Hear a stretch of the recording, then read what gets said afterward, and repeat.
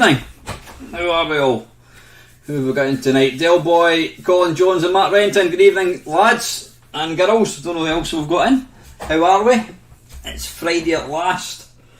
What was there? Wasn't there a programme? There was a programme that used to go, "It's Friday." What was that? I can't remember what it was. I know some of you guys, especially Del Boy, you'll be old enough to remember that one.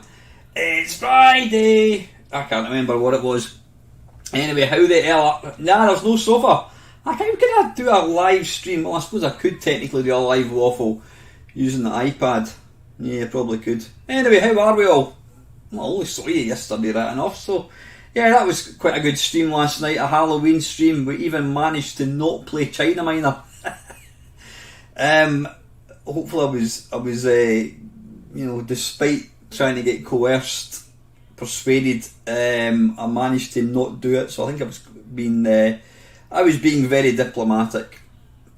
So yeah, how is everybody? It's Friday, thank God. It's just shit outside. I don't know why we're talking about the weather, because you know what I mean. We're into November. We're almost into November. We're almost. I think somebody says to me, was it 56 sleeps to Christmas? Seriously. Anyway, right. Fucking broadband. Yeah, as I mentioned, I think was it 2 weeks ago. I'm with Virgin. I don't know what the hell it's called. Yeah, about 2 weeks ago, the broadband went off for about, I don't know, a couple of hours, which I can live with. I mean, when I'm working at home, I obviously need the internet, and fortunately my work provides me with a little dongle thing that I can connect to the internet, so that's fine. You know, I can still work. And it did come back up again, and then on, what day was it? Was it Tuesday, I think it was, about, I can't remember what time, about, I don't know, 11 o'clock in the morning, I noticed my laptop just couldn't connect.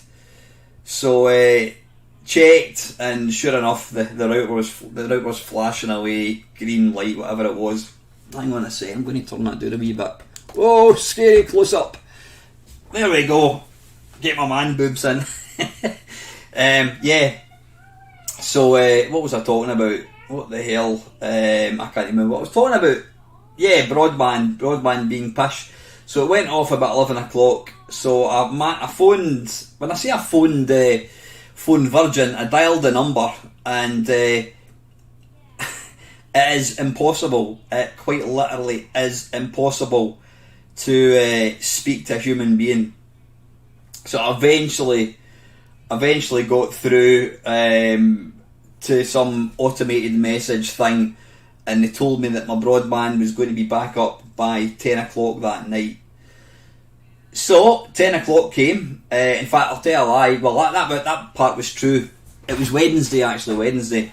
I went through to my girlfriend's on Wednesday night, and then I text my daughter to say, "Is the broadband up yet?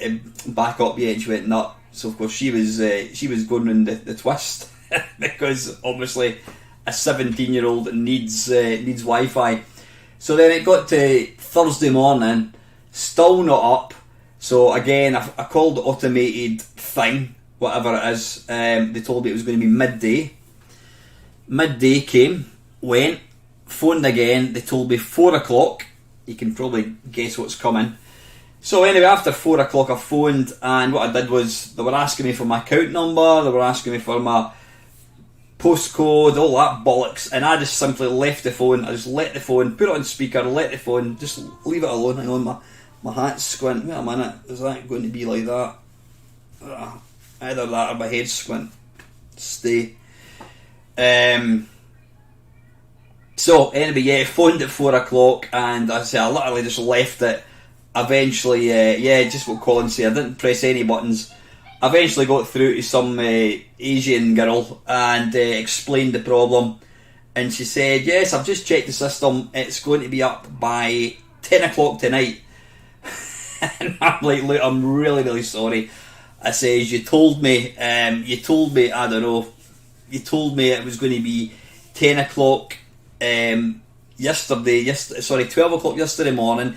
Then you told me 4 o'clock. You've basically given me five or 4 or 5 deadlines, and you've not met any. Eventually it came back up. I think it was at 9 o'clock last night. So that was like about a day and a half without the internet.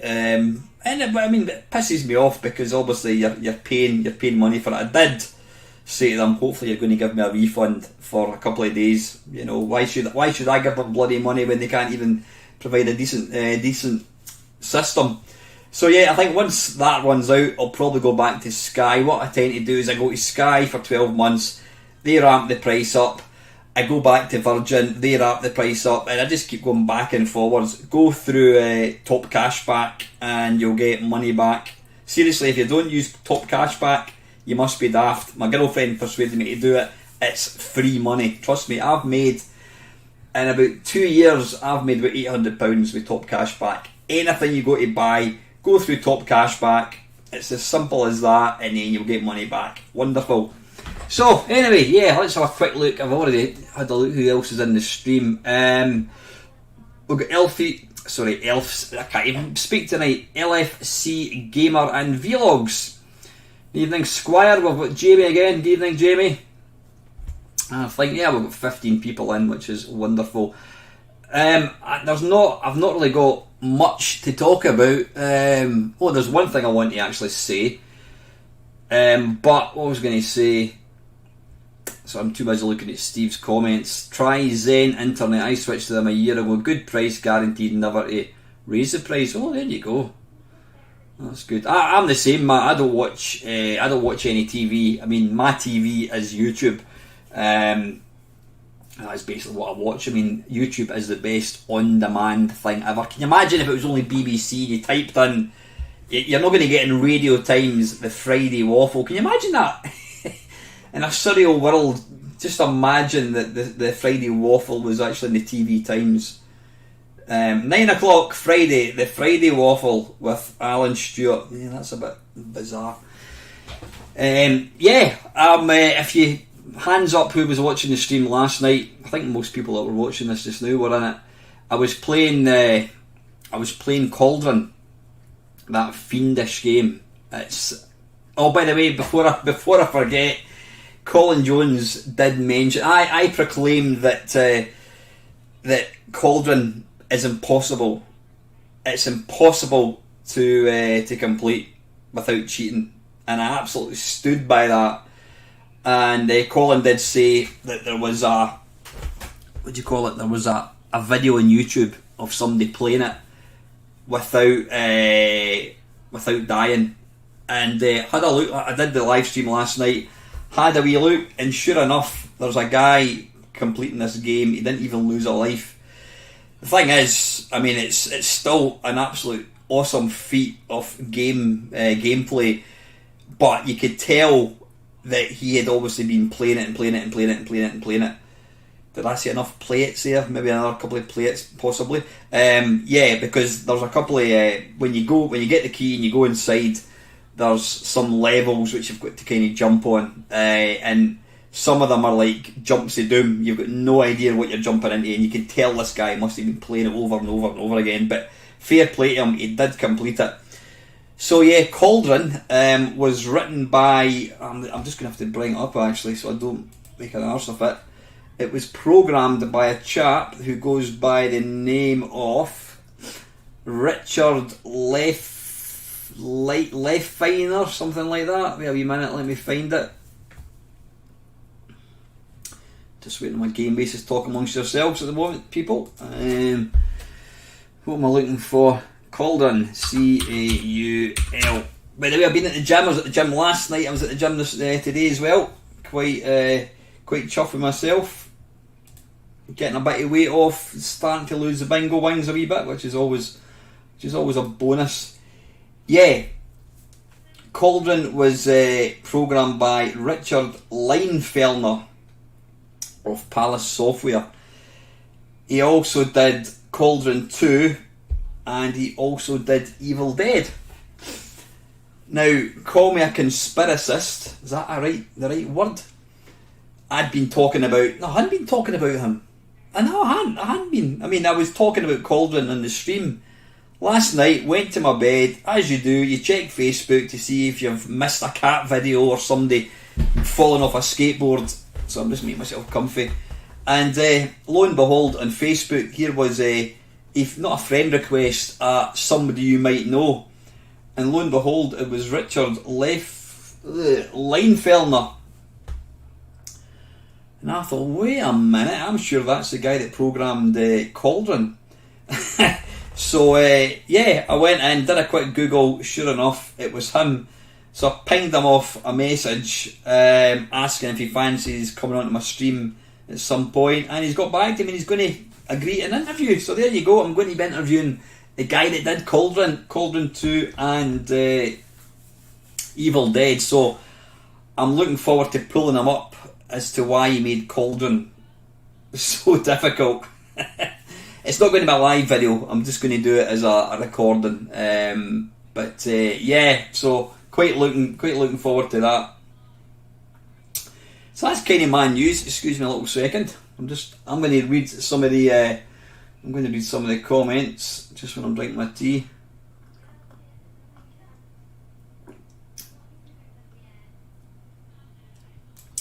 What are you saying there, Colin? I had an incoming suspect call today. We're sorry, there's nobody to take your call at the moment.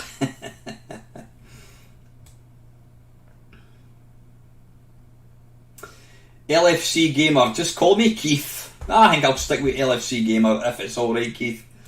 Not Matt, he managed to complete this game. Should I share the video? No, I'm not going to bother sharing the video just now. Yeah, anyway, listen, there's not it's not going to be a 2-hour job because obviously I'm just completely winging this with no kind of questions at all. I think I've got a few questions from last week, so I'm just going to batter into them just now. What was going to say, if there's anything you want me to talk about, anything you want to hear my views on, please just put your comments down below. And yeah, thanks very much for anyone that's tuned in tonight. So, comments from last week.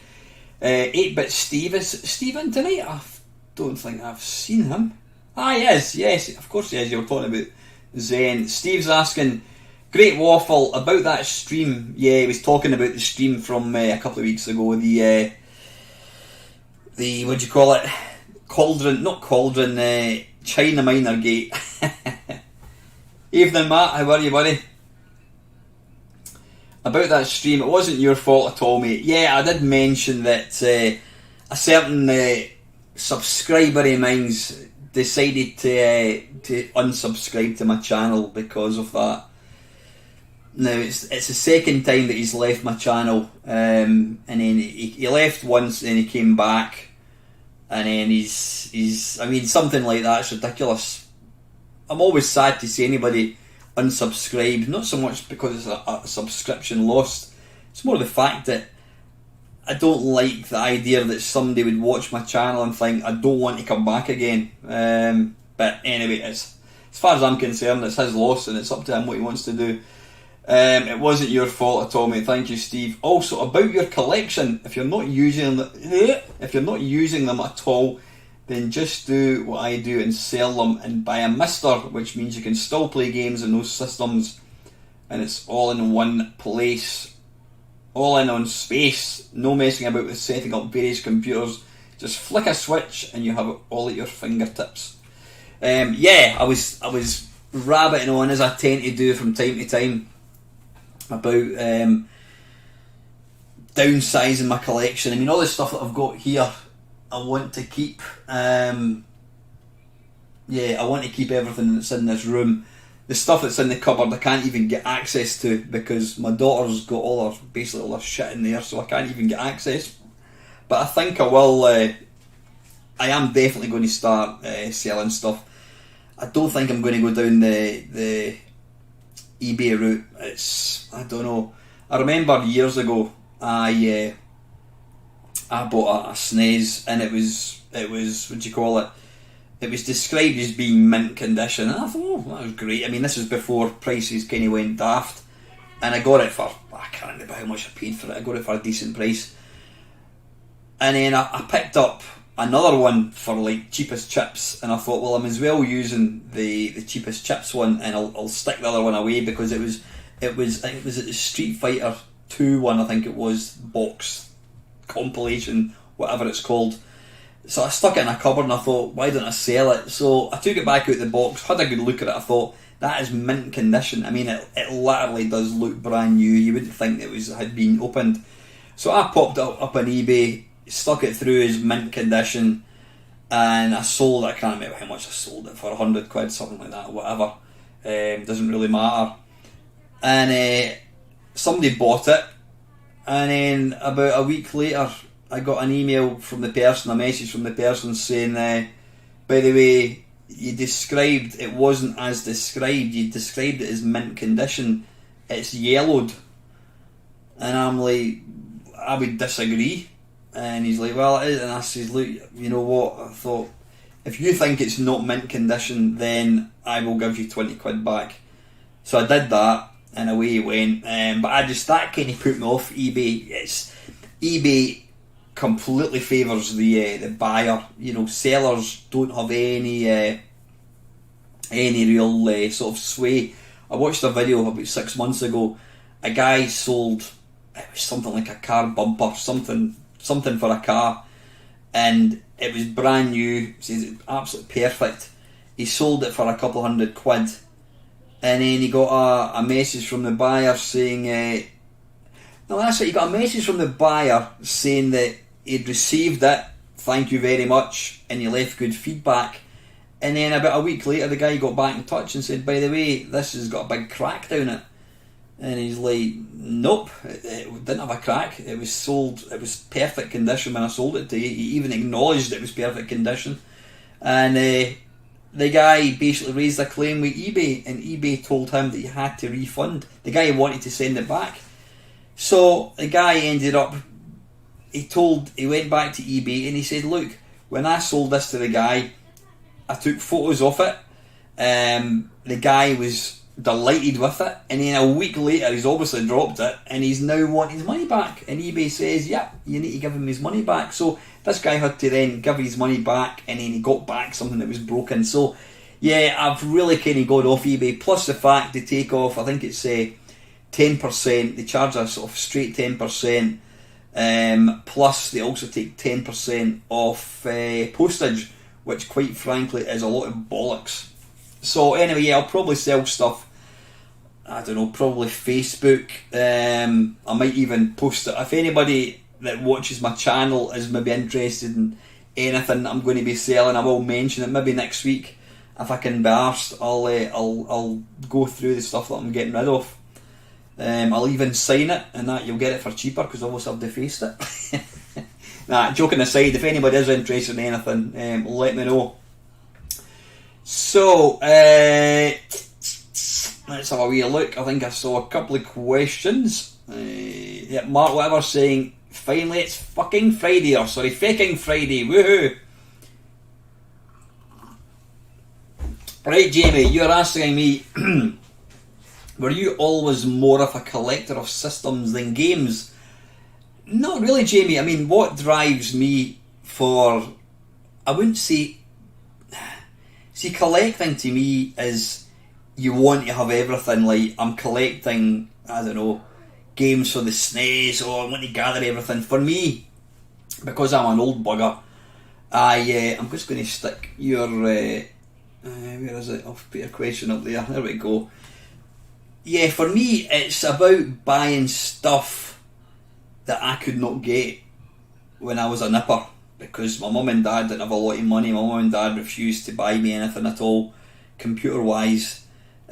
So when I got to an old age, when I started when I started working, the fact that I could buy an Atari ST, I mean, you would not believe how much I wanted an Atari ST. I mean, I craved it for years, and I never got one. So being able to go out and buy an Atari ST for not a lot of money, being able to buy the Atari 800.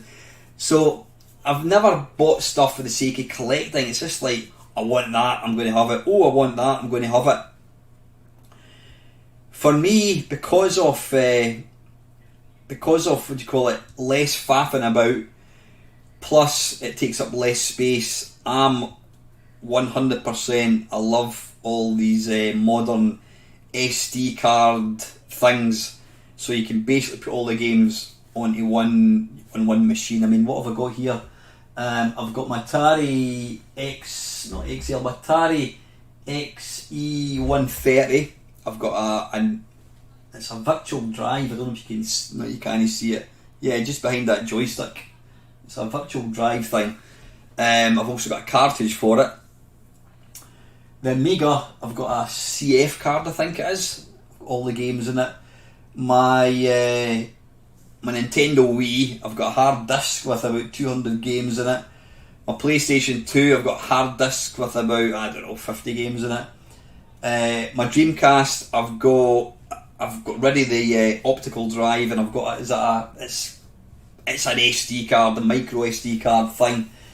My SNES, I've got an EverDrive. Mega Drive, I've got an EverDrive. Try saying that when you're drunk. PC Engine, I've got a EverDrive.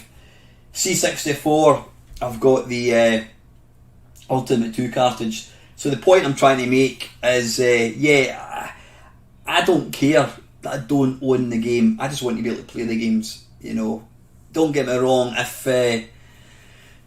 money and space was not a problem, I mean, if I was a multi-millionaire and I had a big basement and tons of shelves, then I probably would want to have all the games. But I'm limited to this. It's not a bad sized bedroom, to be fair. But yeah, I don't have the space. I mean, I've been picking up, I don't know if you can see, I've been picking up, you know what, bollocks. You can maybe see, I don't know why I'm pointing, you can maybe see down there, underneath that chair, is my collection of LCD or VFD, whatever the hell they're called, games. I've been buying them as well. What was I talking about? Can't bloody remember. I'm all about, if I could, I would quite happily not own any original games. As long as I can play games, that's all that matters. Like I said, if I had infinite money, infinite space, then I probably would. It would be nice to own the tangible games. But no, I wouldn't term myself a collector, Jamie, not at all. So anyway, right, Kevin. Was it Kevin you said, I think? Did you drive your parents crazy with Rob Hubbard's music blasting from your C64? That's actually a good question, Kevin. I mean, I got into computers early, but I was old, if that makes any sense. I mean, I got my C64 when I was, what would it be, 1983. So I was 16, I was working at the time. I don't know where I'm going with this. Anyway, you're asking about mum and dad. My dad had absolutely no concept or interest in computers at all. As far as my mum and dad were concerned, I think they just thought that this thing that I had was, I just used it for playing games, which I did, obviously. So it wasn't like you could use it for the internet or anything. It was just purely games. It was a gaming system, a toy. They probably deemed it as a toy. But on the odd occasion, I would get a piece of music and I would say to my mum, "Oh, come and listen to this, mum." Now my mum, God rest her soul, I miss her dearly. She's been dead since 1998. She quite literally was one of the nicest people you could ever meet. She was an absolute gem of a person. She wouldn't hurt a fly. And never, in all the time I knew my mum, she never said a bad word about anybody. And if I was to go in a bad mood with somebody and I would tell my mum, "Oh, such and such said such," she would just say, "Oh, look, don't worry, son," you know, and she would always try and kind of smooth things over. And she was one of these people, she was always super enthusiastic about anything that I did, or my dad did, or my sisters did. And so on the odd occasion I would say to her, "Mum, come and listen to this." And I always remember, I've still got this memory etched in my brain. I was playing, I think my mum and dad were out, I don't know where they were, and I was playing Forbidden Forest, and I just thought the music was insane. And I remember dragging my mum and dad into the bedroom to to listen to this game, and I think my dad, he got bored after 30 seconds, but my mum thought this was great. My dad, however, was impressed with Chariots of Fire, the theme tune to Hypersports on the C64. So yeah, I mean, the TV I had was a little, was it Pi? P-Y-E, I think it was. That's Pager, no, it's P-A-Y-E, isn't it? Yeah, this was just Pi, P-Y-E, I'm sure it was. It was a black and white, no, it was a colour TV, which I bought myself. And yeah, that was what I used to play all my Commodore 64 games on. And no, I mean, I've never been one of these people that's blasted things too loud, so I don't think my mum and dad could ever complain about me playing music. But yeah, I don't think I drove them daft, Kevin, but I certainly used to play it all the time. Colin's saying, whenever anyone says mint condition, I imagine it has a hole in it. Right, Matt's saying there, have you got an Atari STE? Could take that off your hands. I don't have an Atari STE, Matt, but what I do have, and again, I've got, bollocks that with the mouse then. What I do have, Jesus, it weighs a bloody ton, is one of these bad boys. Da, da, da. A 1040, and I've even got a little description of how you actually load the games. I've got a little, I don't know if you can read that. Yeah, I've got a, what's it called? It's, yeah, it's a kind of replacement drive thing that I fitted. I don't quite know what it is, but yeah, this is awesome. I love my Atari ST. Never had a, what the hell's going on? That's sticking into me. Whoop. Yeah, son, there we go. Yeah, I never had a 1040 back in the day. I had a Atari 520. What was it called? An STFM? Was an STFM the one that had the built-in disk drive? I can't remember.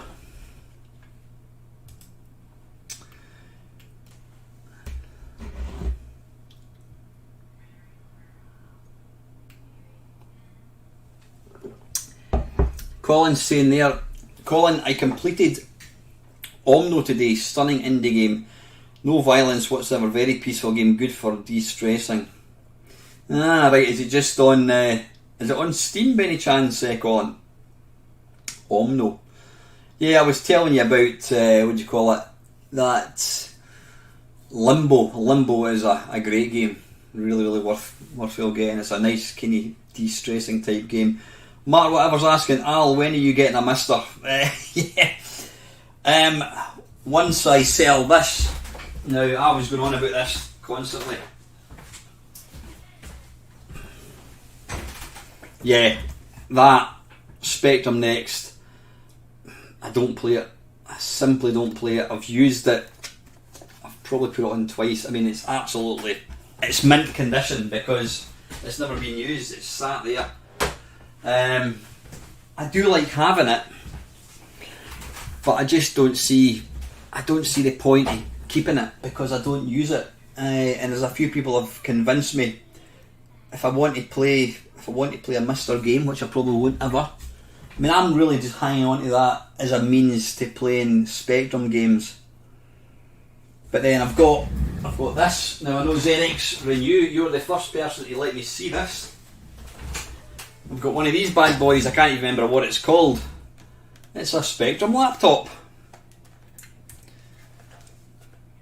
Right, hang on a wee second, let's just get this going. I mean, it's got 2 joysticks built in.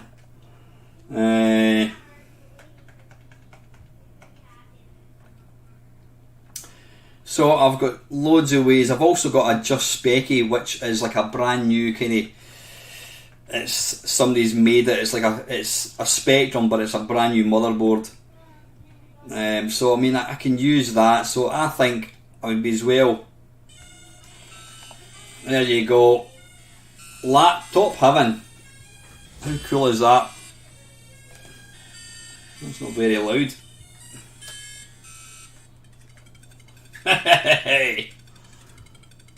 Fantastic.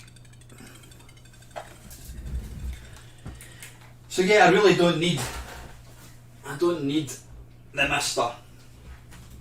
If I used it, I always. Oh, I'm going to show you something else.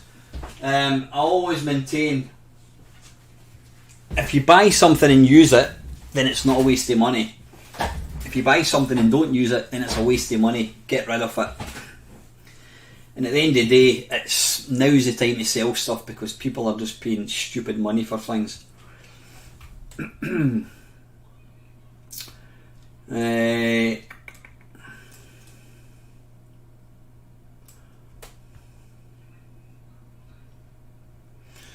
Robert's saying there, I just include pictures and say, see the pictures, never say unused or new condition or mint condition, it's bad.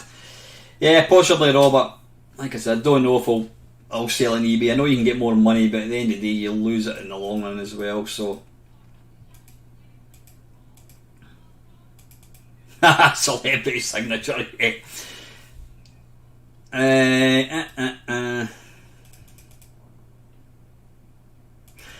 Craig, I know Craig Flanagan. He recently bought a mister. I mean, there's a Mainmeister Discord channel. If you do Discord, not everybody does it, but if you do it, jump into the Mainmeister one. It's all the people that kind of watch, all the regulars, all post in there.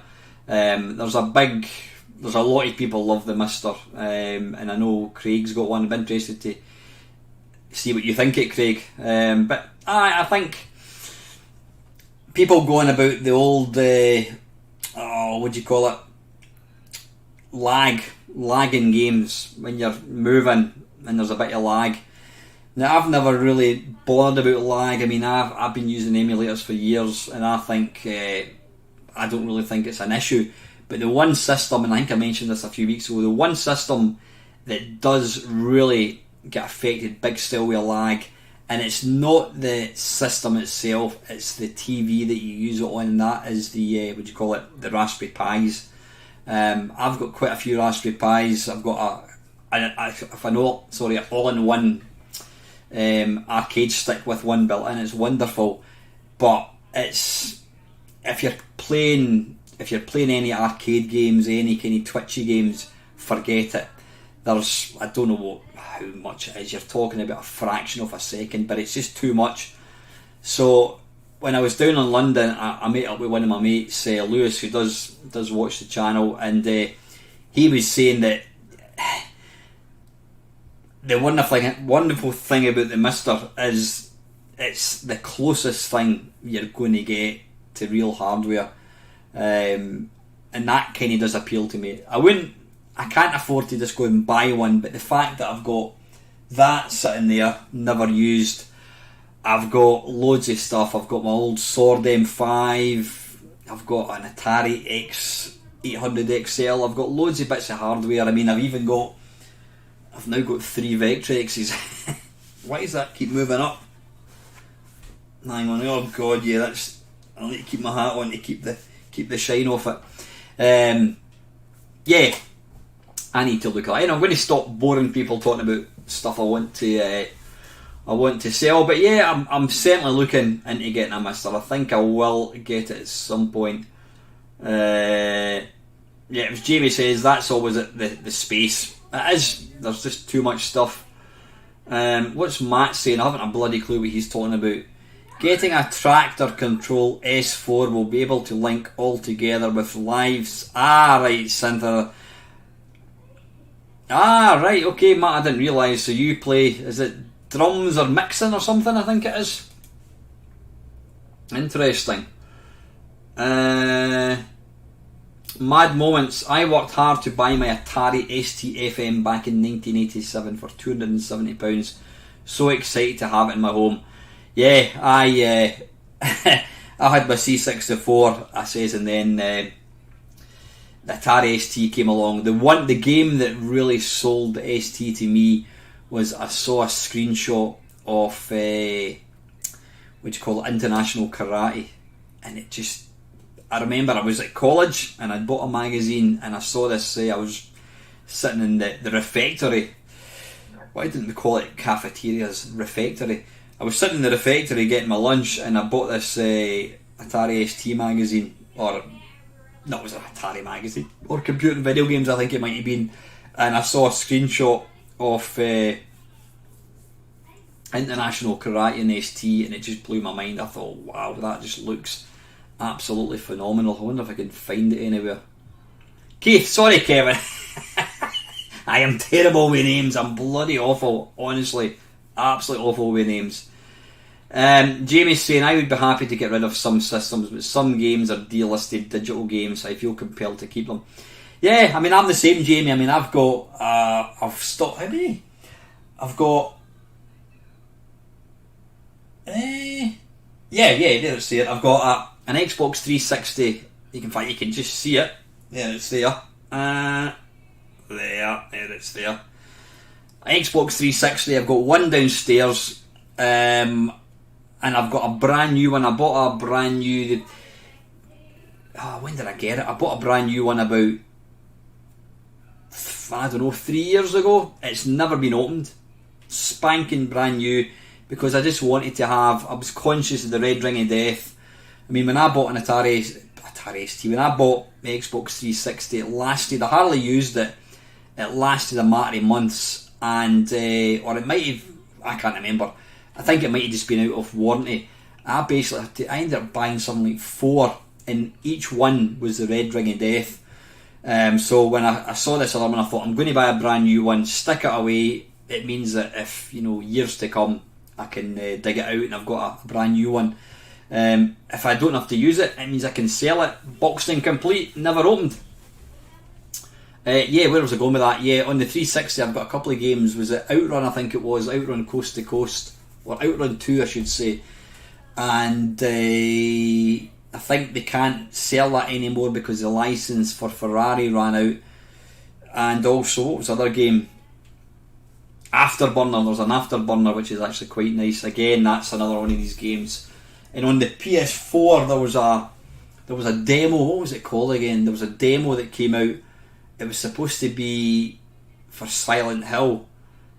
And basically you're in this house and you just go through doors, and it's actually quite unsettling, quite scary. But the game never came out, and they since deleted the demo. So apparently it's quite collectible to have this demo on a thing. So I'm going to keep that.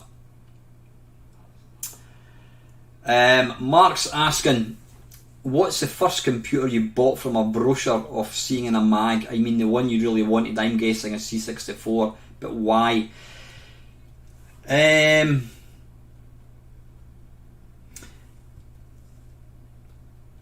had, what did I have? I had my mum and dad bought me the Texas TI 994A, which I thought was a completely god-awful system.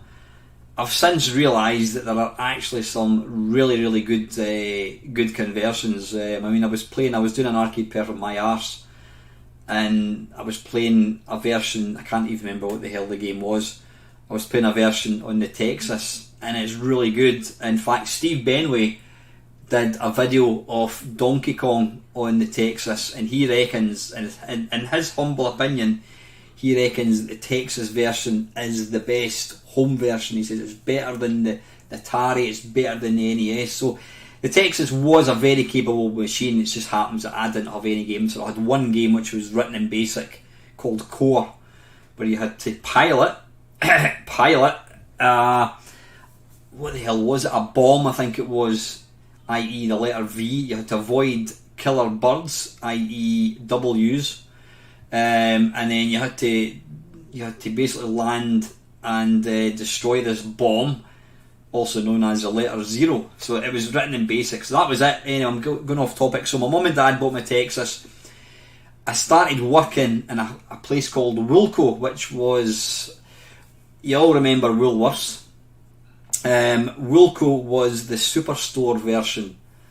Superstore version of Woolworths. It was a fantastic shop.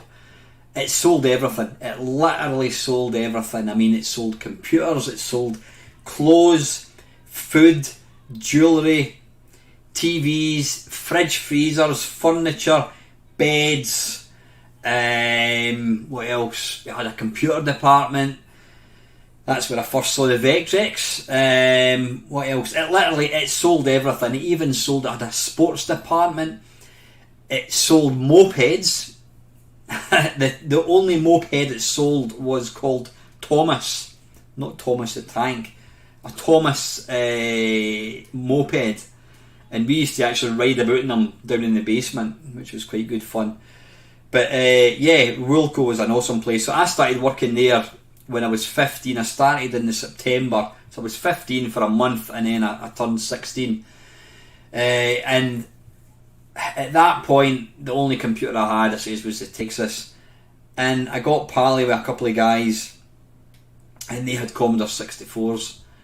And that was kind of it. And I thought, you know, I think I was kind of swaying towards a Spectrum there, like, no, you need to get a Commodore 64. And that was it. I took out hire purchase. I paid, I think it was something niggles me, it was £12 a month I used to pay. I used to get cash, and I used to go to the hire purchase department and hand over this little envelope with 12 quid in it. So I bought that myself. So yeah, that was the first kind of big computer I bought, Mark. 8-Bit Steve, what C64 game do you really like that has utterly terrible music? Oh, blimey. That's a good question, Steve. I mean, there's tons of awful games with good music, but a good game with bad music. I was going to be controversial and say Confusion by whatever it was, but that's got a track by Rob Hubbard. It's not his best, so I couldn't really say that because it's not a bad bit of music. I'm trying to think. I don't know, probably Manic Miner. I mean, let's be honest, Manic Miner has got the the music, especially in the Spectrum version, is bloody awful. But it's an awesome game. I'm trying to think any... Did you say C64? Yeah, you did. You specifically said Commodore 64. So you're obviously thinking about an early game.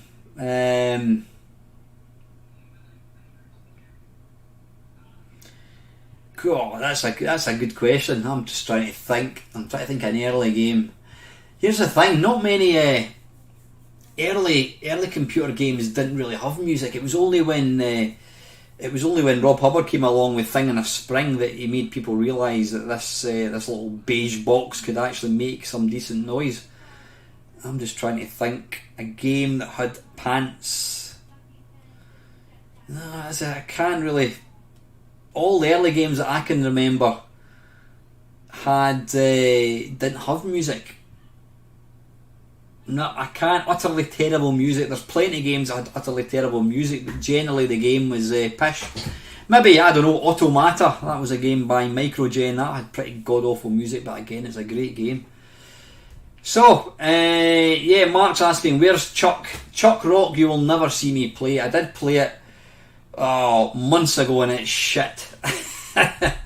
Absolute shit. Yeah, Matt's saying it's a Gotek drive. Is that what I've got in that thing, Matt? Thoroughly recommend it. Yeah, LFC Gamer, I'm going to call you LFC Gamer because I can't remember your name again. It's not Kevin. If I had the room for an Atari ST, I'd happily buy one. Yeah, that was one I got. I only got that maybe a couple of years ago. I've not had it that long. Mad Moments, interestingly, Inside is good. Yeah, wait a minute, is that by the same company? Limbo, you're outside and you're getting, I don't want to, there's no spoilers, there's giant spiders and what have you. Inside is inside, you're playing inside and you're kind of going through a kind of factory and that kind of stuff. Yeah, I've played, I'm probably about halfway through. I'm saying halfway through, I don't know, I have no idea how far I am into it. Both wonderful games. Yeah, 8-Bit Steve is saying there he sold his Spectrum about a month ago. Not his Spectrum Next. Excuse me. I sold my Spectrum Next about a month ago. I can still use it because it's on my Mister. Yeah, it was basically Steve that kind of convinced me to do that. Mad Moments is saying that's cool. Jamie's saying wow. I'm assuming you're talking about the little Spectrum laptop. Evening, Mr. Connolly. That is off the chart. Cool. Yeah, listen, Dave, apologies. I know I've been in touch with you about getting out for a coffee. Absolutely need to make this happen. What I'll even do is I'll even bring along my laptop. Spectrum, if you want. Yeah, you can still, the thing is, Matt, you can buy them.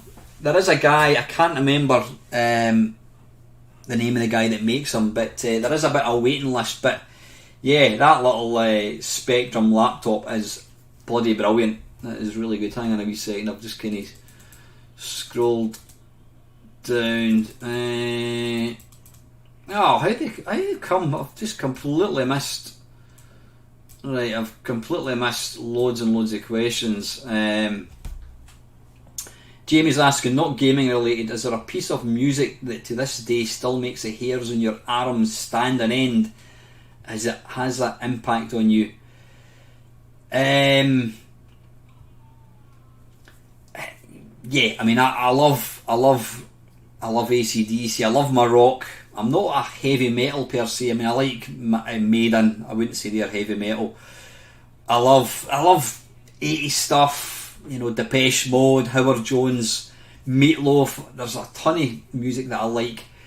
There's a song that popped up in Facebook, popped up in YouTube, and I shared it. And it's what do you call it? Tim Horan. He was in the Buggles. He was one half of the Buggles. They were classed as a one-hit wonder. They brought out a Video Killed the Radio Star. You all know the tune. And yeah, they basically there's a video on YouTube. I think it was in 2004. Now, it's remarkably good quality. It looks like HD. But it's basically these guys performing this song, and it's got all the original people. It's even got the women that there's 3 women doing the vocals, and I think 2 of them were like the original. And I've got to say, Trevor Horn's voice, he absolutely nails it. It's just utterly fantastic. It's a brilliant tune. There's one tune that every time I hear it, and it's this is a fucking morbid thing to say, but you know what? If I was lying on my deathbed, literally with minutes to go, and somebody says to me, "What is the last tune you want? Can I play you one more tune before you kick the bucket?" It would be "Forever Autumn" by Justin Hayward, which was obviously one of the tunes from War of the Worlds. There's something about that tune that just it makes the hair stand up my back. It takes me back. When I listen to it, I am 7 years old, whatever it is. It's summer. My mum's doing the washing. I'm playing with my toys. My dad's at work. My sisters are at school. It's sunny outside, and Forever Autumn comes on. It's just it really moves me. It's a wonderful tune. I couldn't listen to it too much. Yeah, I can't even specifically say what or why it reminds me of that time. There's just something about it. It's a wonderful tune. Yeah, Huss Otters, do you keep up with Jeff Minter? He's mostly posting videos on his sheep and llama on Twitch. Yeah, I mean, I wouldn't term myself a friend of Jeff's. I used to know Jeff pretty well before YouTube came along, before Facebook, before Discord. We all used to hang about Jeff Minter's forum. That was like an old style Discord called Yak Yak. It still goes to this day. I do still pop in now and again, but it's like one of these pubs that you used to go to in your youth, and then you go back home and you think, oh right, you go back home after 30 years, I think, I need to go to that pub, and you go in and it's empty, and you realise that there's nobody there that you know, and it's just not the same. And that's what's happened to Yak Yak, because forums they've been overtaken with Twitch and Twitter and all these bloody things, all these social media things. So yeah, I mean, I used to keep up with Jeff quite a lot, hanging about in his forum. I used to sit and talk to him on, was it IRC, I think it was? I used to sit and chat to him on that, talk about his dad and stuff like that. I've been trying to get Jeff on the channel for quite literally years. I'm friends with Gary Liddon, who knows Jeff very, very well, and even Gary can't get him. He says the best thing to do is speak to Giles. Giles is Jeff's kind of work partner, and see if he'll do it. And I've spoke to Giles a few times, and Jeff is notoriously bad for not answering emails or messages or anything. So I've tried and tried, and I can't get him. But so I don't really. I mean, I still love Jeff's games. I mean, I love Moose Life. To me, that's probably one of his best games for a long time. I don't follow him on Twitter or anything like that at all, Huss. But yeah, I mean, Jeff's a gaming legend. There's absolutely no question of it. Yeah, there's Dell has very kindly posted. That is the Discord link. If you want to go in Discord, then click on it and you can kind of keep up to date. I mean, I do post stuff about the channel. If I'm doing a live stream, whatever, I'll always kind of post on that as well. But yeah, Mad Moments is saying no room for old machines. I just use emulators. Yeah, you know what, Mad Moments, I think I will probably get to that point myself at some point. How are we doing for time? Christ, that's almost an hour. Huss is saying would be so cool to have a full size cabinet though. Yeah, well, I'm very lucky. I've got 3 cabinets in my kitchen. Love them. Mad Moments, Atari 800 was my first computer. LFC Gamer, the only systems I have currently are Mega Drive, SNES, N64, GameCube, PS1, PS2 and Xbox One. I had a C64 but it stopped working as I kept getting a black screen. I think, is that not the PLA chip or is that the Spectrum? I can't remember. If what do you call it, Panther UK was in, he would probably be able to tell you, but I think he does his own stream on a Friday. But you need to get that thing, mate. Mad Moments is saying that Outrun Coast to Coast is brilliant. Now I've actually got Coast to Coast on the original Xbox. I hate saying the original Xbox, it's the Xbox. You've got the Xbox 360, Xbox was that big black box thing. I've got Coast to Coast on Xbox, and apparently it goes for daft money. So there's another thing I could possibly sell. Matt's saying it's funny how retro to the kids of now is PlayStation 1 or even Xbox original. Xbox, Matt. Retro to us is C64, ZX Spectrum. Yeah, it's all relative, isn't it? It's all relative. I mean, I think I would a shove or a push, both the same thing. What's the difference between a push and a shove? I would say a PlayStation 1 is retro. Anything after that is current, including PlayStation 2, which is ridiculous when you think it probably came out about 20 years ago. Yeah, Dale Boy's quite rightly saying there, LFC, speak to Panther who comes here often, he will give you some clues as how to fix the C64. Colin's asking, if you had a chance, would you ever go to Galloping Ghosts Arcade in Chicago, the largest arcade in the USA, possibly in the world? You know what, Colin, I mean, it's on my bucket list. Right now, I couldn't afford to go, but I couldn't, my sort of personal circumstances, I simply couldn't. I couldn't go abroad at the moment, but I definitely do want to go. I want to go to Twin Galaxies. Not Twin, what's it called? Is it Twin Galaxies? Was it? Was it Twin Galaxies? No, Twin, I mean, what's it called? Twin Galaxies is the name of the high score thing. Anyway, it's arcades. I think it is Twin Galaxies. New Hampshire. Anyway, yeah, I'll probably tie up with Tony Temple and Paul Drury and John Studley. I think I did say to them the last time, the next time they go, to give me a shout. Definitely do want to go. Galloping Ghosts in Chicago. Yeah, but interesting. Saying that, who was I talking to? I was talking to somebody today about Arcade Club, trying to explain just how good. No, it was last night. It was last night when I was doing the Halloween stream. Like I said, there's a few of us. There's about 6 or 7 of us who kind of guys that watch my channel, we're all going down to Arcade Club on the 27th of November, which is a Saturday. We're going to be leaving stupid early on Saturday, driving down. We're picking up a couple of guys, picking up somebody in Sunderland, somebody in, I can't remember where Paul Amos stays, and then we're going to get down to Arcade Club. I think Jamie's, I have to remind Jamie Maxwell's in the stream. He's going to try and get along. I think Del Boy's going to try and get along, and I know Charlie Farr is going to be there as well. Charlie lives fairly close to it as well, so it should be good. I'm actually tempted to speak to Sean Southern of Lotus Turbo Challenge. I don't know where. I mean, I'm quite good pals with Sean. I do speak to him quite a lot on Facebook and that, so I'm going to actually have a word with him and see if he fancies going along.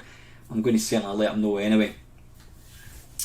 But yeah, I would love to go to Galloping Ghosts. Whether it happens, Colin, is another thing. Yeah, Mark was saying here, PT, that was the demo that I was talking about. I think it was a kind of demo for Silent Hill. Phil's saying, my first computer was the TI-99. I love the type-in programs. Donkey Kong is a solid conversion. Yeah, Donkey Kong is bloody awesome. In fact, you know what I'm going to do? I'm going to see if I can get it working. Hang on. I just want to let you see. You know, the Texas, as I says, it was always one of these machines that when I had it, it was absolutely pants. Right, wait a minute. If I just load up anything, get the emulator, and I want to do that. Don't worry, I'm not going to play this. I just want to let you see. Where the hell's the emulator going? Is that it there? Ah, right, there it is there.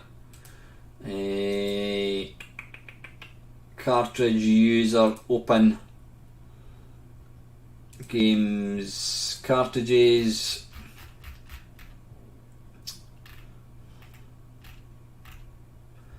Where is it? Donkey Kong.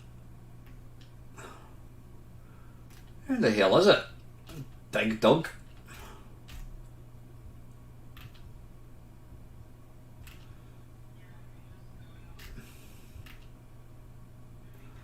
Dig Dug.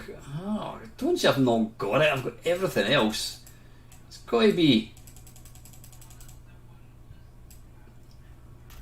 I can't believe that. I can't actually see it. That is utterly bizarre. Right, it looks like I'm not going to be able to. I thought that was. Maybe it's discs. Right, anyway. It looks like I'm not going to be able to show you Donkey Kong running on it. But yeah, it's utterly brilliant. Wait a wee minute if I. Right, anyway, it doesn't matter. This is not a gaming stream. Trust me, Donkey Kong is bloody excellent. Mad Moments is saying, I miss my Pac-Man watch. I had it in the 80s, my first gaming experience. Yeah, I had a few of these. I had a Space Invaders one, which I used to play at school. I didn't have a Pac-Man one, I have to say, but yeah. Right, I'm nowhere. I'm miles up. Lazy Jones. Yeah, Lazy Jones was I wouldn't say it's a bad game. It's not a great game, but it did have some decent music. And also, I think one of the tracks was it ended up getting featured in somewhere. There you go, LFC's saying there. The music of Lazy Jones got plagiarised into the 2000 hit Zombie Nation. Right, Mark, whatever. Main Meister, did you ever have to order games by postal order? I had to do that in the 80s, ordering from the UK. Living in rural Ireland, it took a month to get the game delivered. The only game I ever ordered, I think, Mark, was this game Core, the basic game for the Texas. Fortunately, I had not an arcade. I had Ray's Computer Shop, which sold software, so I was quite lucky that I could go there. And obviously, John Menzies opened up, and we could buy. Lovely. Craig's going to see Orchestral Manoeuvres in the Dark on Monday night. You know what I love? I saw OMD at, was it Rewind, which was one of these 80s festivals up in Perth about 3 years ago, 2018, yeah, 3 years ago. I love OMD, absolutely love them, fantastic. and they can still do knock it out of the park. Craig watched a documentary on Trevor Horn last week. I'll need to have a wee look for that. Whereabout was that, Craig? LFC saying Fleetwood Mac Rumours is one album you can't skip any of the songs on. I'll be honest, I'm not a big Fleetwood Mac fan. I do obviously know the what do you call it?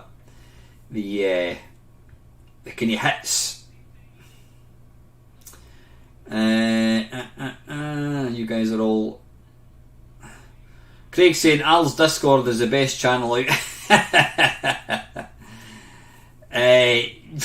I don't know about that. I'll put it this way: I don't really partake in Discord all that much, but it's a nice, having the ability to just chat about shit, about video games and what have you. Discord is a good kind of platform for it. So yeah, if you're into Discord, go and have a wee look. A nice bunch as well. Fun Stop, that's the one. Yeah, thank you, Colin. Fun Stop. Hi Michelle, how are you? I've not seen you in the stream for a long time. I hope you're doing well. Yeah, you were watching the channel for quite a while, but I've not seen you. I hope everything's okay. Nice to see you, Michelle. Let's have a wee look. All the nice. See, if you come in and say hello, people are always really nice. Yeah, Lewis is saying I'm going to have to try and book my tickets. Yeah, if you're going to Arcade Club, make sure you buy your tickets. Matt Renton, I've told him about 4 or 5 times and he's still not done it. Yep, ZX, if you can get down, we're going to be there on the 27th. It is the 27th of November. Let me quickly double check my calendar. I don't want to give you the wrong date and we're not there. Yeah, Saturday 27th. The plan is, does anybody know what time it opens? Because the plan is we want to be down for it opening and we're going to spend all day in the place and then we're going to go for like a curry or something, get some beer as well. I mean, you can buy beer in Bury as well, obviously. Excuse me. But yeah, the more the merrier. It's always nice to see. Oh, bollocks, hang on a second. Yeah, LFC saying, is that the same arcade club that's in Bury? Yeah, it is. It's the Bury one we're going to. Yeah, it should be good. Oh, Jamie, thank you very much. Listen, buddy, there's absolutely there is no pressure on anybody to do that. But, as I've said before, this thing, Spreaker, cost me £18 a month, and I use my, StreamYard, and I use Spreaker, which is my podcast. That's, all in all, it cost me £31 a month. So, anything like that, any wee donations, it helps kind of offset the running of the channel. So thank you very much, Jamie. Very, very kind of you. I really do appreciate it. Sorry, I've just... Yeah, Buddy sounds cool. Cool, I'm just trying not to skip. Dale's saying, I bought a number of games mail order, but I used that... What was that? I bought a number of games mail order, but I used the mail order system to get public domain discs. Yeah, public domain was brilliant, wasn't it? That was back in the day when it was like free games. Up until that point, you had to buy games, and suddenly public domain came along. You never knew what you were going to buy, and that's what I loved when I first got my PC. It was a Pentium 60, a P60. I think it cost me, oh Christ, I think it was about £900. It was bloody ridiculous. And when Amiga Format started putting out live CDs, they started putting out CDs. And bear in mind, a CD I think was equivalent of like 700 floppy disks. Having this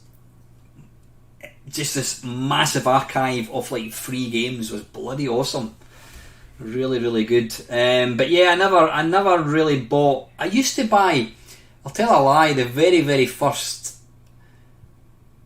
emulator I bought for the Amiga, it was a Spectrum emulator, and it was on the Commodore Amiga, and it was pish.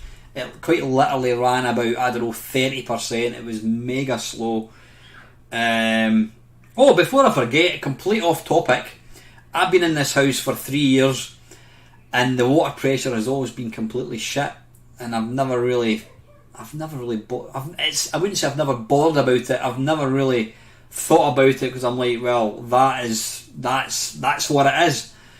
And then the Scottish Gas came yesterday to service my boiler, and part of the service is he's got to turn the hot water, and he said to me, God, your water pressure's shit, mate, isn't it? I went, yeah, it is. He says, have you ever had it looked at? And I went, well, no, is that not just the way it is? He went, no, there's probably something you can do. He says, tell you what, I'm a gas engineer, I don't know anything about plumbing. Bit worried. He says, I'll raise a job and I'll get an engineer to come out. So then earlier on this afternoon, I was out putting some stuff in the bin. Sorry, this is completely nothing to do with gaming, by the way. If you've tuned in to watch an old bloke talk about video games, bear with me, we'll get back in topic.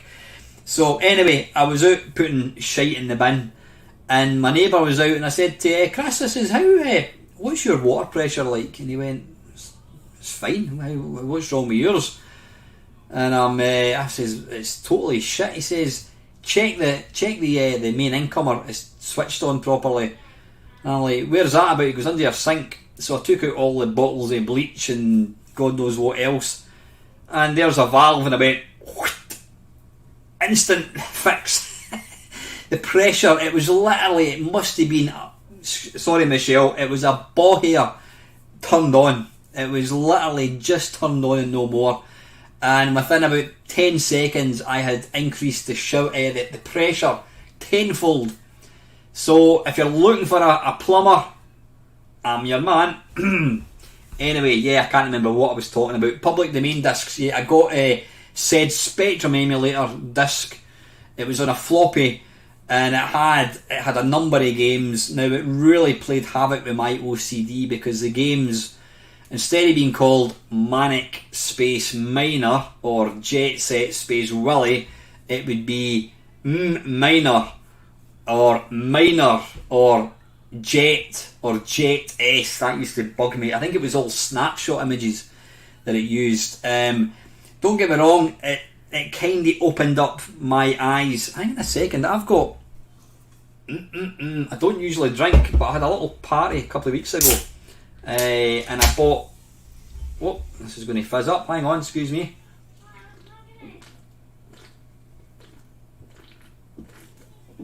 It is Friday after all. I do quite like... Oh! A can of cider. Yeah, the emulator, it ran at about 30%. But bear in mind, I had never owned a Spectrum before, and it felt incredible that I could actually load up Nightlore on my computer and play it.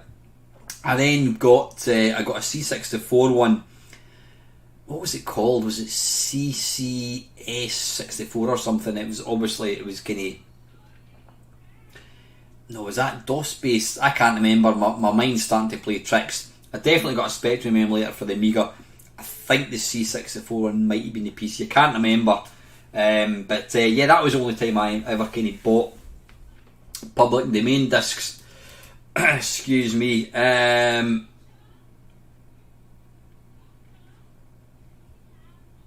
Yeah, like I said, Jamie, thank you very, very much. That is wicked. Oh, bollocks. I'm trying to click. Right, there we go.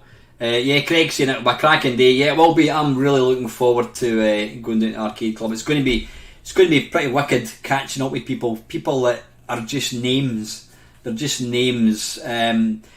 Obviously, you know me a wee bit. You're going to know what I look like. Apparently, they say the camera adds £5.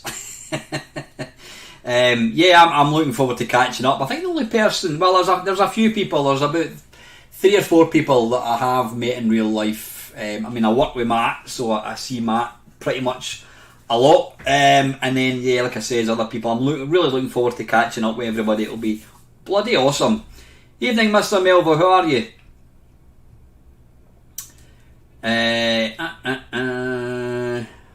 Evening, Trevor. Sorry, I'm just scrolling down. Yeah, Panther UK is not going to be there. He lives basically down as far as you can possibly go, and Panther doesn't actually drive, so yeah, the chance we're not going to see him. We're not going to see him. I know that much. It would be great to have Panther along.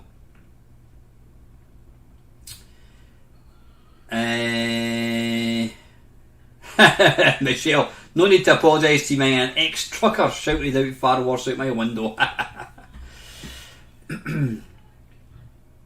Hang on a little second. Some people close the valve a bit on purpose to reduce water usage. Interestingly, I don't get charged per amount of water that I use, do I? I don't think I do. In fact, what I actually did was I turned up full and then I knocked it back a wee bit because it wasn't really getting any kind of stronger.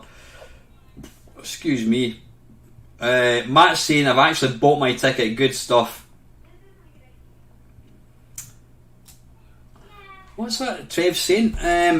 Just got a Super Console X cracking for £70, 50,000 rooms for 50 emulators.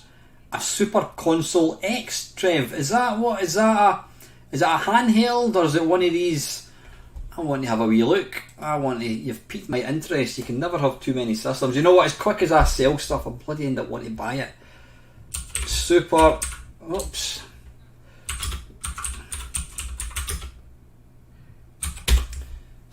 Console X. Right. So it's kinda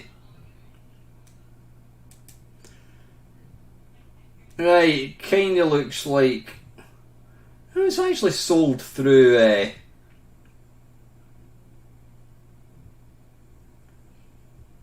So is that an emulator then, Trev? Is it kind of Raspberry Pi? Yeah, it's 70, 80 quid on it's 80 quid on Amazon. It's got 2 wireless controllers. That does look interesting. I'm assuming it is some sort of it's an Android box.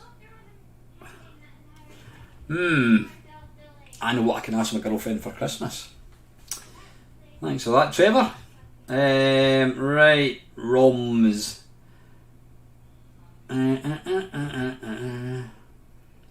Yeah, Colin's saying that he used to get his Amiga discs at the Barras in Glasgow. Now, if you've never ever been to the Barras, you don't know what you're missing. The Barras, I don't know the history behind it. It's a marketplace. Now, it's not like your traditional market with people selling fruit and whatever. It's basically anybody can get a stall and sell shit, and quite literally, it's just shit people selling. It was always regarded as people that didn't have much money just selling crap. I mean, I remember going there years ago with my mum and dad, and there was people selling like random bits of cutlery and old tablecloths and what have you. But when the 80s came along, videotapes came along, computer games came out, it was just like an Aladdin's cave. I mean, I remember I bought my PlayStation, bought it brand new for 400 quid, and within a couple of months my mate told me, by the way, you can get it chipped so you can play pirate games. And I'm like, yes. So through we went on the back of his motorbike. That was a memorable journey. Yeah, got it chipped. I mean, basically we got to this stall and the guy's like, right, what's your name? Right, Stuart, that's fine. Right, 2 hours, mate. There we go. And we handed over this £400 console to a complete stranger in Glasgow. And we basically went away, and then we came back, and then they'd fitted a chip. Lo and behold, 6 months later, you could buy them and fit them yourself for like £10. But yeah, the Barras was the place to go for games. I had one nearby, which was called Ingliston Market. It was anything you wanted, whether it was knockoff games, there was a lot of knockoff stuff. Leather jackets, they sold a lot of counterfeit stuff. Leather jackets for 20 quid, or should it be leather jackets for, I hate that actually. Billy Connolly once said that people that go like that, you just want to fucking snap their fingers off. I don't usually do it, but I'm doing it for effect. In fact, let me just have a quick wee look, see if I can.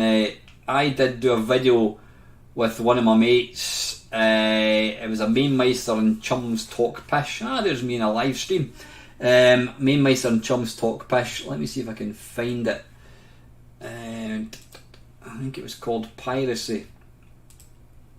It's actually quite a. Well, I think it's quite an entertaining. Oh, hang on. Piracy. Yeah, there we go. Right, what I'm going to do, I'm just going to start that. And hopefully, share, copy. I hope this is going to let me. Has that posted my link? Yeah, there you go. That link there is a link to my Piracy. It was a Mainmeister and Chums Talk Pish. And we called it the evolution of software piracy. It's 1 hour and 47 minutes and 29 seconds long, and it's Christ, I did that in December 2016. Bloody hell, that wasn't yesterday, was it? How does time fly? Yeah, it's quite an entertaining. It was my mate Alan. I don't know, Alan, are you in tonight? I know Alan does watch my channel, but I don't think he ever comments. But yeah, you could get sports socks. I'm sure the Barras, I'm sure Ingleston Market did 5 pairs for £1. Yeah, he always said sports socks, 5 pair for £1. Your sports socks, and you could get the most wonderful donuts. They were brilliant. They were probably like 500 calories per donut. Christ, listen, I'm gonna call it a day shortly. I'm conscious I've been taking up way too much time. I was planning to do this maybe for an hour, try and arc it out for a mile. I've not even attempted the questions from last week's waffles. I think what I'll do is I'm going to use them for next time. I'm just going to have a quick wee look. Yeah, it's an Android box. Yeah, it's interesting. What kind of power is it, Trev? I'm interested to what the power's like. Colin saying I had 2 of them. They break down very easily. Mind how you switch it off. Right, okay. Phil saying I went to Bury Arcade Club about 5 years ago. Spent 3 hours playing the sit-down cabinet of MS Pac-Man. Great place. Never got to play any of the pinball games they had a room full of. Let me see if I can find Arcade Club. Yeah, now this is a short video that I put out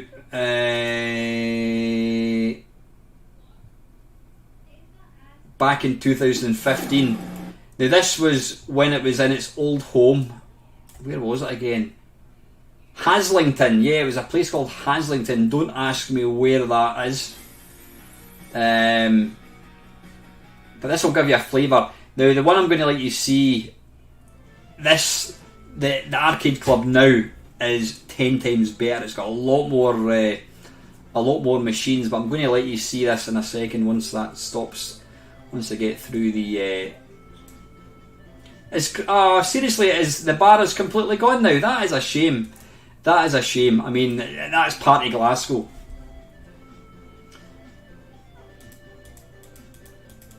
That is a shame. Yeah, cheeky bastard, is it black and white? Right, okay, listen, what I'm going to do, I'm just going to finish off. I'm going to let you see this video that I made. This was Arcade Club back in 2000. It was 28th of March 2015. Make that full screen, and what I'm going to do is I'm going to attempt to share the screen. Bink. Hopefully you can see that. There you go. So this was Arcade Club. This was its old home. It's the one it's in now is even better.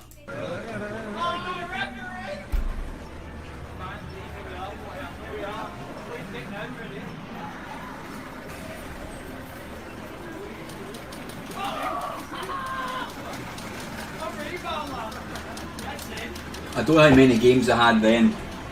I've got a lot more. But it is bloody awesome. pinball tables. You know, I've never managed to get into pinball. Don't know why.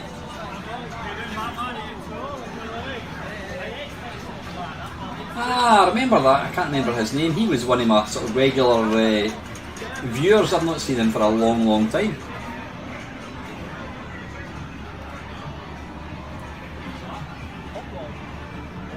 Don't know that game.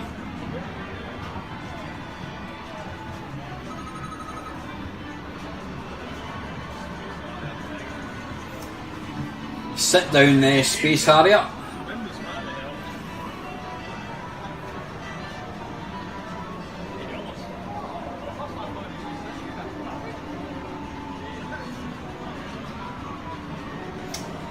Yeah, I met Lewis a couple of weeks ago down in London, and he had his first ever go of sit down outrun, and he was blown away with how good it was. Now I don't know if Paul Moz is in watching the channel tonight. I actually went down. I picked him up, and we went down to Arcade Club. So you can see there, this is just a kind of flavour. Oh, pardon me. This gives you a flavour of just what Arcade Club's like, but it's even better now. But it's really got that kind of ambience of a proper arcade. Always feel a bit odd walking about with a camera when there's lots of people about.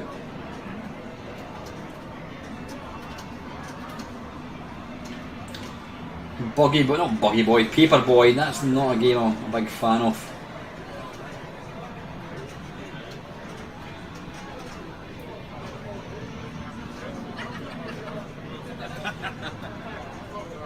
T-shirt giveaway. Wonder if that's still valid.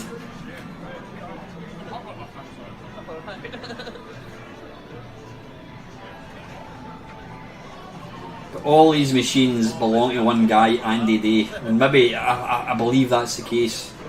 But Berserk, that was before I started playing Berserk. Bit of Amada, Ghouls and Ghosts, like Gradius, I think possibly. Don't know what that is.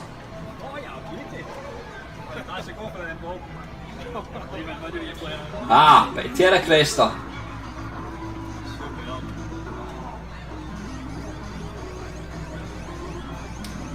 I think that's Paul Moz playing that game.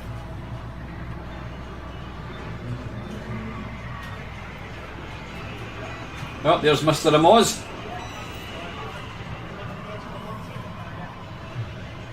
We're some of Alan's biggest fans.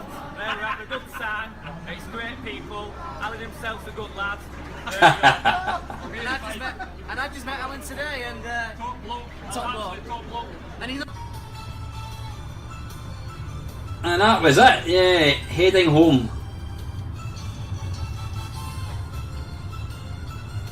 Right, anyway, enough of that. Right, let's unshare that, remove that. There we go. Right, anyway, listen, guys and gals. God, you can't really see that nowadays, can you? I'm going to get going. I've taken up enough of your Friday night.